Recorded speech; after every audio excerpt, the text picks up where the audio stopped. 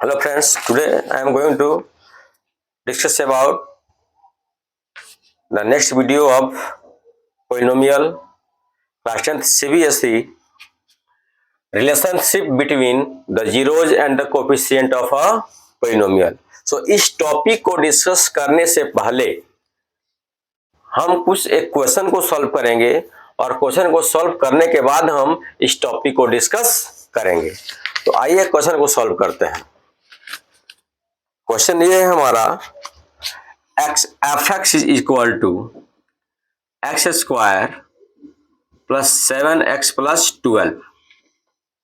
इसे हम सॉल्व करेंगे। जो इसको सॉल्व करने के लिए, इसको हम जीरो फाइंड करने के लिए first of all we have to take that f(x) is equal to 0. So we can write x square plus 7x plus 12 is equal to 0।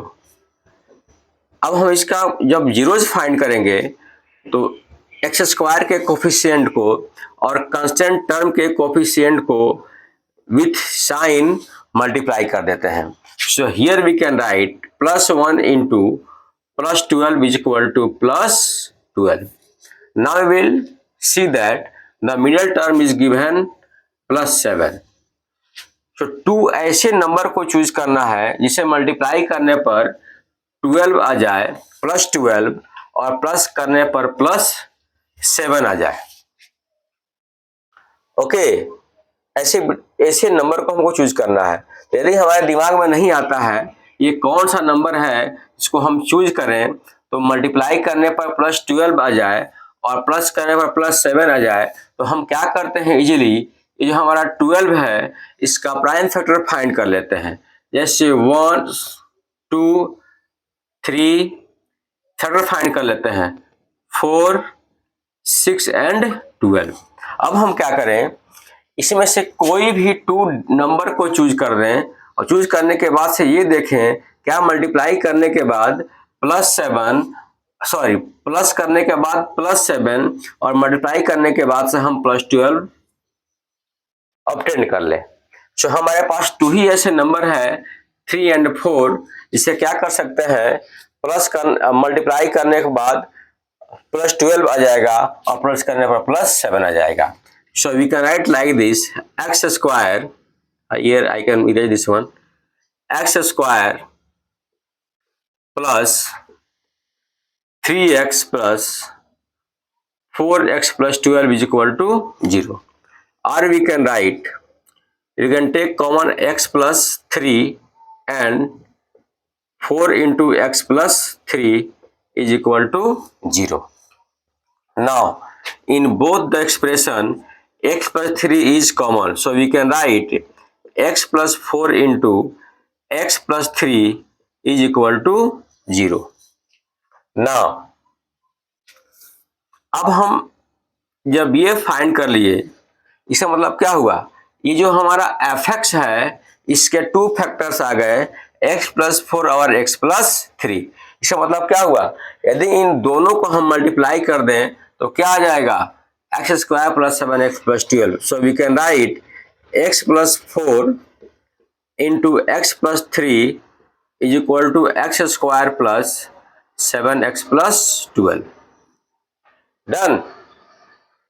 तो यदि ये जो हमारा दोनों जो है, दोनों एक्सप्रेशन इस क्वाड्रेटिक पॉलिनोमियल का फैक्टर है, तो मल्टीप्लाई करने पर क्या आ जाएगा, ये आ जाएगा।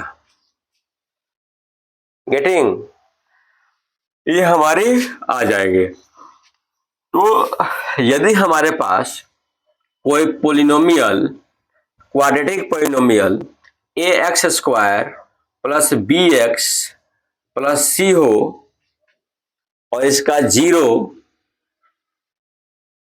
अल्फा एंड बीटा हो, तो इसके जो टू फैक्टर्स होंगे x माइनस अल्फा और x minus beta, x minus alpha and x minus beta, because x is equal to alpha and we have to let that x is equal to beta. So if we will write in expression form, so x minus alpha and we can write x minus beta. So you can write here x minus alpha into x minus beta. Now we know that यदि x minus alpha और x minus beta इसका 2 factors है तो इसको multiply करने के बाद ax square plus b x plus c हमारा ऑब्टेन्ड हो जाएगा। जैसे आप यहां देख सकते हैं, गेटिंग। इसका तो ये प्रॉपर हमारा क्या है, जीरोज है, लेकिन इसका इसमें ये हमारा ए बी सी और रियल नंबर है, लेकिन एक रियल नंबर मतलब डिजिट में नहीं है, ये एक सिंबल में है। तो ए बी सी एक सिंबल है, तो इसीलिए हमने क्या किया है, इसका जो जीरोज है इसको भी एक सिंबल में ले लिया है। तो यदि ये जीरोज का सिंबल मैंने, क्योंकि इसका नंबर भी एक रियल नंबर भी एक सिंबल में है ए बी सी, तो इसीलिए इसका जीरोज भी क्या होगा, एक सिंबल में होगा। और जब सिंबल में होगा तो इसका जब फैक्टर्स बनेगा x माइनस अल्फा और x माइनस बीटा, तो दोनों को मल्टीप्लाई करेंगे तो क्या आना चाहिए, x square b x plus c आना चाहिए। जैसे क्या आया यहाँ, x plus 4 into x plus 3 equal to x square plus 7x plus 12। Getting. अब हमारे ख्याल से ये जो हमारा रिलेशन है, ये वाला रिलेशन आप बिल्कुल समझ गए होंगे मैं क्या कहना चाहता हूं। तो इस रिलेशन से हम क्या फाइंड कर लेंगे, relationship between the zeros and coefficient of a polynomial. मतलब यदि आपको ये समझ में नहीं आता है तो इसके लिए मैंने क्या किया, सबसे पहले एक क्वेश्चन बनाया और इसको बनाने के बाद से मैंने क्या किया, दोनों को रिलेट कर दिया, इससे आपको इजीली समझ में आ जाए कि आखिर एक्स माइनस अल्फा जो एक्स माइनस बीटा जो इतना बीटा इसको इतना होता कैसे है डन, और कैसे हम इसका कोफिशिएंट अल्फा बीटा में फाइंड करते हैं। I am repeating once again, x square plus b x plus c, इसका ए बी सी जो है रियल नंबर जो है वह रियल नंबर हमारा क्या है, एक सिंबल में है, तो वैसे इसीलिए अल्फा बीटा मैंने क्या ले लिया है, जीरोज, तो 2 जीरोज सिंबल में सपोज कर लिया है। जब दोनों को मल्टीप्लाई करने के बाद क्या आना चाहिए, यदि अल्फा बीटा इसका जीरो है और x minus alpha x minus beta ये दोनों का क्या है, फैक्टर है, तो इसको मल्टीप्लाई करने के बाद कितना आना चाहिए, x square b x plus c आना चाहिए। जैसे यदि एक्स प्लस 4 और एक्स प्लस 3 इसका फैक्टर्स है तो मल्टीप्लाई करने के बाद क्या आएगा, x square plus 7x plus 12 आएगा। अब हम इस टॉपिक को लेके चलते हैं जो हमारा मेन टॉपिक है।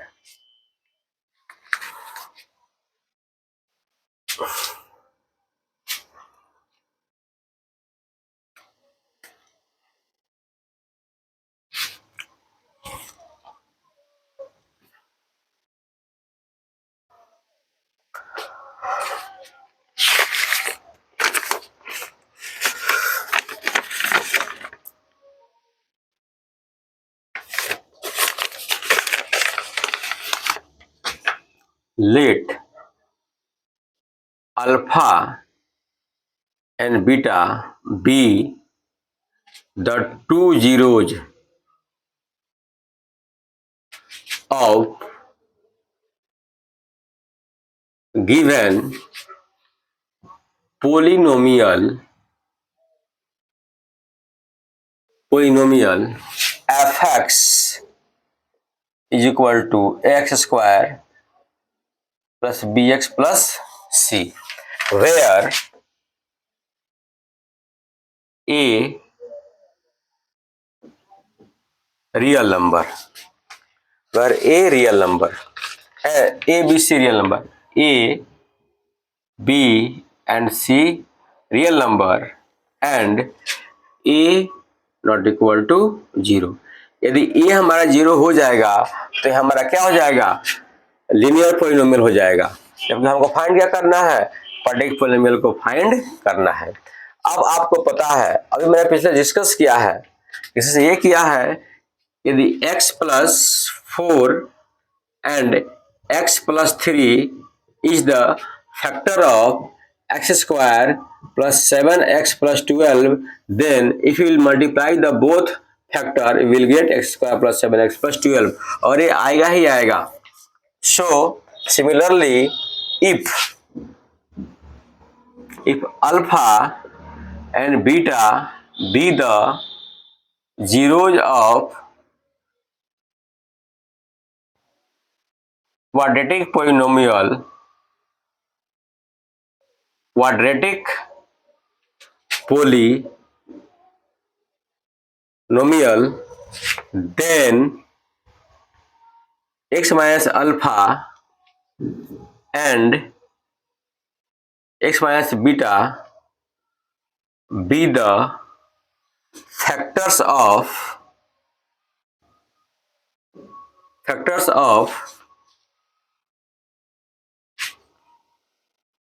fx is equal to x square plus bx plus c. Now if x minus alpha and x minus beta is a factor of this, then we can write x minus alpha x minus beta is equal to x square plus bx plus c. यदि x minus alpha और x minus beta इसका factor है तो इसको multiply करने पर क्या आना चाहिए, x square b x plus c आना चाहिए। जैसे इसका factor x square plus 7x plus 12 का फैक्टर x प्लस 4 और x प्लस 3 है, तो मल्टीप्लाई करने पर क्या आएगा, ये इतना जरूर आएगा। तो चूंकि उसमें नंबर था, नॉन नंबर था, रियल नंबर था, तो हम इजीली आइडेंटिफाई कर लिए। लेकिन यहाँ क्या है, नंबर सिंबल के फॉर्म है, इसलिए हम जो जीरो भी लेंगे वे क्या लेंगे, सिंबल के फॉर्म में लेंगे। और यही बात टीचर बताते नहीं है। क्या करेंगे, क्वेश्चन उठाएंगे और जो बुक में रहेगा उसी को कॉपी पेस्ट कर देंगे। ये नहीं बच्चों को एक्सप्लेन करेंगे कि अल्फा बीटा जो जीरो लिए हैं वह क्यों लिए हैं। मैंने अभी आपको ये डाउट को क्लियर कर दिया। अब रिलेशन फाइंड करने के लिए हमको क्या करना पड़ेगा, इसको दोनों के प्रोडक्ट को इसके इक्वल रखना पड़ेगा। तो रखना पड़ेगा, ऐसे नहीं रखना पड़ेगा, यदि इसके फैक्टर होंगे तो मल्टीप्लाई करने पर क्या आ जाए, ये आ जाए। गेटिंग, नहीं तो नहीं आएगा तो कोई ना कोई रिलेशन जरूर आएगा। तो यहाँ हम क्या कर सकते हैं, यहाँ कोई नंबर हम k से जो कंस्टेंट नंबर है इससे मल्टीप्लाई कर सकते हैं, k p कुछ भी रख सकते हैं, है ना। के रखने से कोई फर्क पड़ने वाला नहीं है। के को इसलिए हम रख रहे हैं ताकि जो है हम कुछ पॉइंट को या कुछ नंबर को, उस रिलेशन को फाइंड कर सके, इसको हम फाइंड कर सके। हमारा के इसीलिए है कि उसको फाइंड कर सके। यहाँ के नहीं ऐड करेंगे हम, के यहाँ ऐड कर लेंगे। गेटिंग, उसको क्या करें हम, उस रिलेशन को फाइंड कर सके। अब हम क्या करेंगे, इसको 1 बाय 1 करके मल्टीप्लाई करेंगे और मल्टीप्लाई करने के बाद से जो है हम इसको डिस्कस करेंगे। Now we can write like this, k into x minus beta, एक बार x से ही सबको, फिर अल्फा से x माइनस बीटा को ऐड कर सकते हैं, ax square plus bx plus c। और we can write x into x square plus minus minus beta x minus alpha x minus minus plus alpha beta is equal to x square plus bx plus c। Now we can multiply और we can like this, k x square, दोनों में हमारा x common है, सो हम x common ले सकते हैं, minus x beta plus alpha and plus alpha beta is equal to x square plus bx plus c। इसको हम मल्टीप्लाई करते हैं k को अंदर, के एक्स स्क्वायर माइनस के x, alpha beta plus alpha को हम अल्फा बीटा ऐड कर सकते हैं एक सीक्वेंस के लिए, भाई कोई बात नहीं है इसमें, plus k alpha beta is equal to x square plus b x plus c. Okay,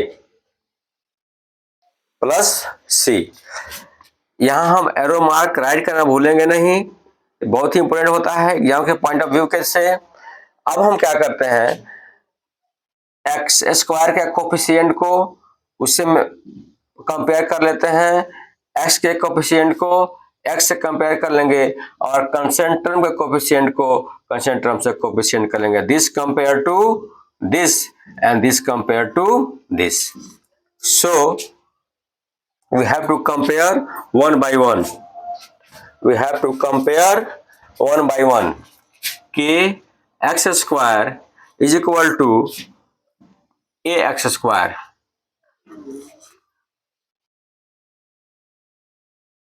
Kx square is equal to ax square. So here we can write this cancel this, so k is equal to a. मेरा एक first relation आ गया.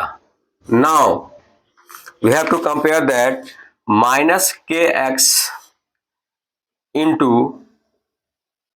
alpha plus beta is equal to bx. Again x cancel and here at the place of k we can write a, so we can write a into alpha plus beta is equal to b, or we can write alpha plus beta is equal to b upon minus A.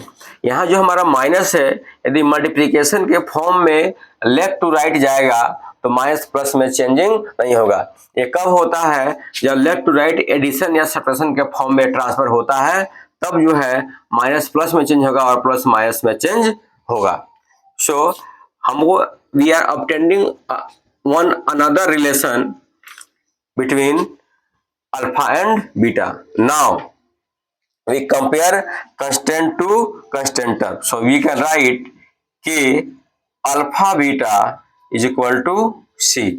You know that at the place of k we can write a, so here we can write a alpha beta is equal to c, or alpha beta is equal to we can write c upon a. ये हमारा क्या हो गया? Third relation आ गया. आप देख सकते हैं ये जो हमारा b बाई माइनस ए है, यहाँ a को हम यहाँ ऐड कर सकते हैं, माइनस ए को ऊपर भी ऐड कर सकते हैं, कोई दिक्कत नहीं है.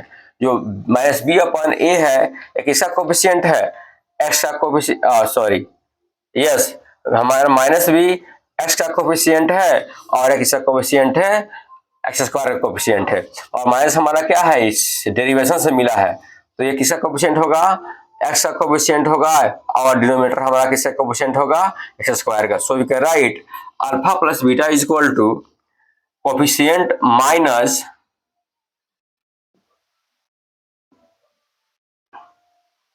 Coefficient of x upon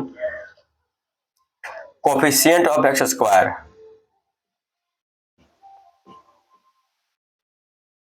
Coefficient of x square, and here you can see that c upon a, this is constant term, a is coefficient of x square, so we can write alpha into beta is equal to coefficient of x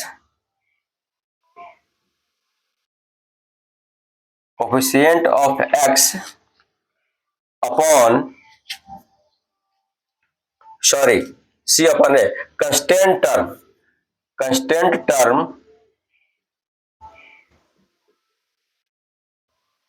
upon coefficient of x square upon